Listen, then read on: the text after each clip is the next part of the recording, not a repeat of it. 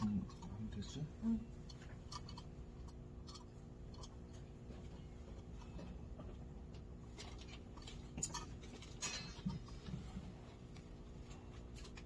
유튜브는 뭐예요? 네?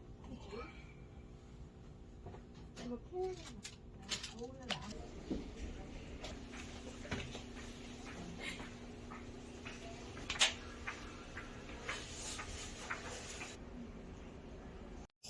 잘 다녀오겠습니다.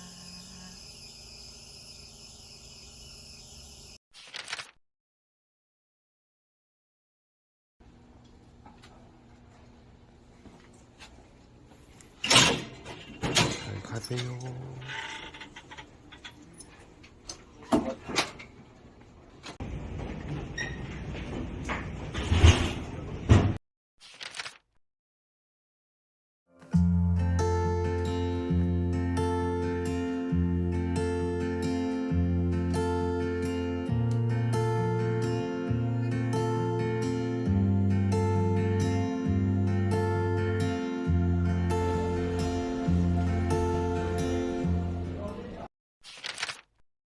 안녕하세요. 민사모입니다. 제가 뇌하수체 종양 제거 수술한 지가 지금 4개월 정도 지났어요. 그래서 저와 같은 질병을 겪고 계신 분들에게 혹시 도움이 되지 않을까 해서 이렇게 촬영을 하게 되었고요.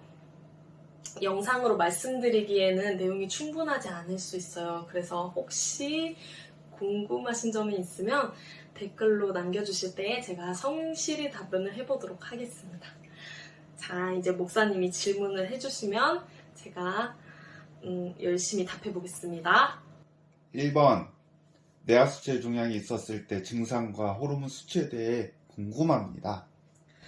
저와 같은 경우는 종양을 발견했을 당시에 의사 선생님 소견으로는 이게 시작을 정확히 알 수는 없지만 아주 오래 꽤 진행된 상황이다라고 말씀을 해주셨어요. 그래서 저는 시간을 되돌아봤을 때 한 4, 5년 정도 전부터 몸 전체가 붓기 시작했어요. 유주분비 호르몬이 분비되면서 몸이 많이 부었고요. 생리불순이 있었고 극심한 두통을 거의 매일 달고 살았고 체중이 결과적으로는 한 10kg 정도 증가했고 그리고 아무것도 할 수 없을 정도로 몸이 많이 기운이 없다고 할까요? 힘이 하나도 없었고요. 이로 인해서 정밀 검사를 했을 때는 호르몬 수치가 600 이상 나왔었고 종양과 출혈을 동반하고 있는 상황이었습니다. 2. 수술하기까지 병원에서 무얼 하나요?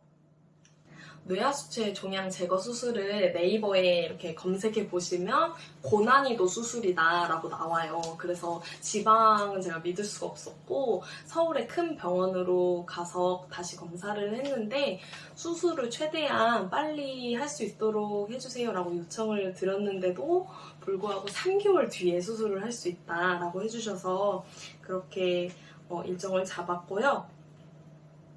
제가 갔던 병원에서는 수술하기 한 달 전에 수술 전 검사라고 해서 MRI 촬영하고 피검사 그리고 안과에서 정밀 검사를 했고요.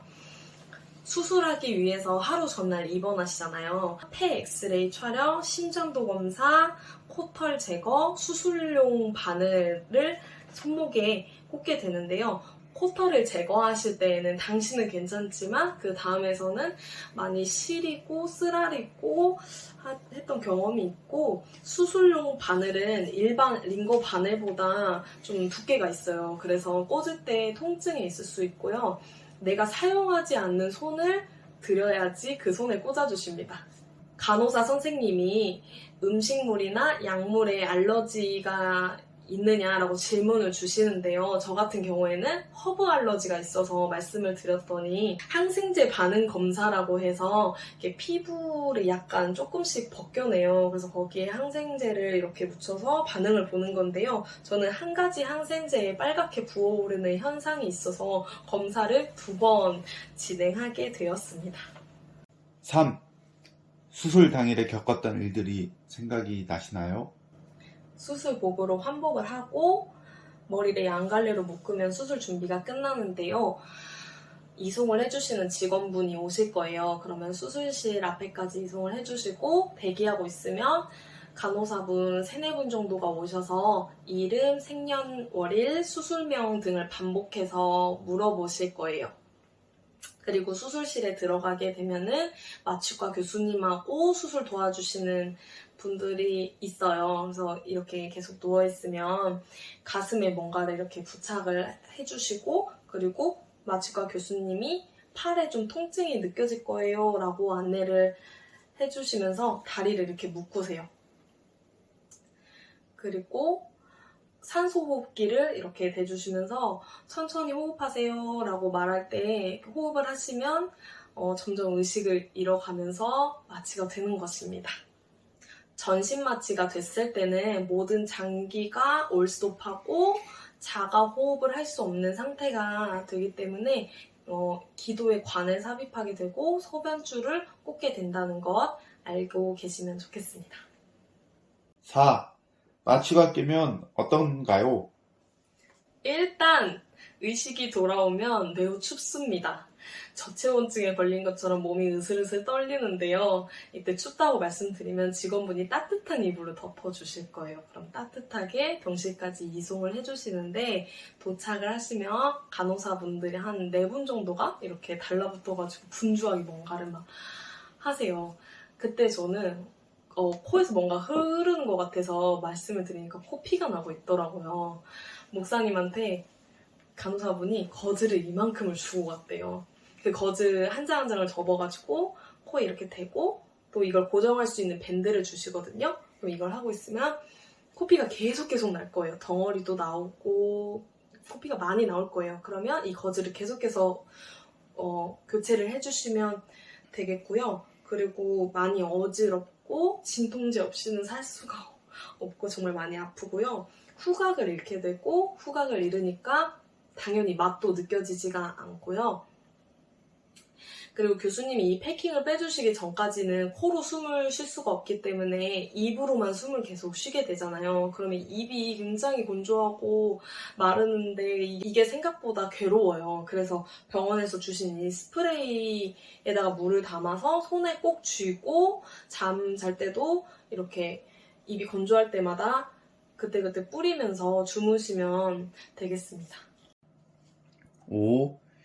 입원하는 동안 의무적으로 해야 하는 일들이 있나요?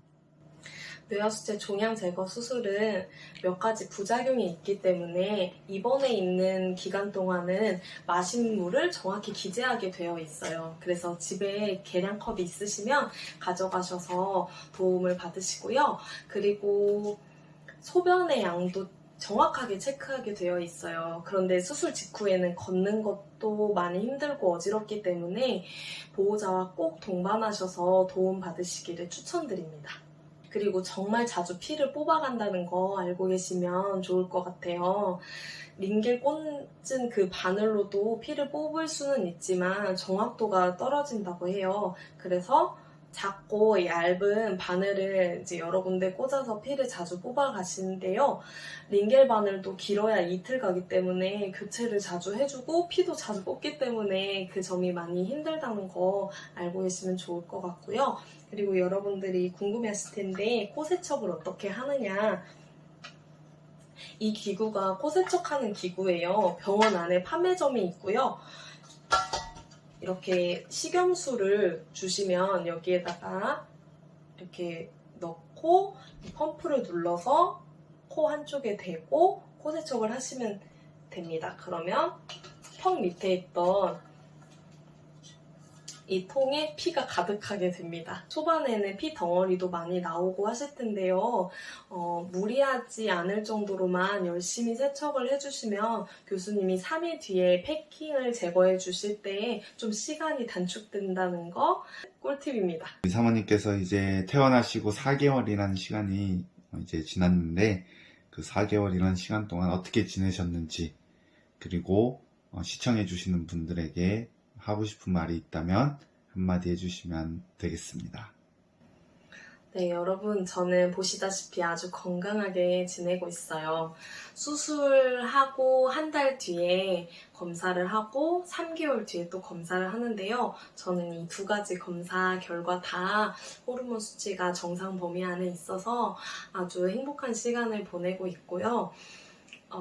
수술하고 나서 3개월 정도까지는 조금 몸이 힘들고 그 이후에는 좀 가벼워진다는 거를 느낄 수 있을 거예요. 그렇지만 교수님도 수술할 당시 이 수술이 어려운 수술이다 라고 말을 하셨던 게 뇌막이 1mm도 안 된다고 말씀을 하시더라고요. 그래서 기도로 잘 준비하셨으면 좋겠고 수술 이후에도 어렵고 힘든 수술인 거를 교수님도 내 몸도 알지만 겉으로는 표가 나지 않기 때문에 다른 사람이 나를 지켜주는 건 좀 어려운 일인 것 같아요. 그래서 내가 내 스스로 몸을 잘 지키고 잘 회복하는 시간을 가졌으면 좋겠다 하는 응원의 말씀을 드리고 싶습니다. 여러분 잘 이겨내시고요. 꼭 건강 회복하세요. 화이팅!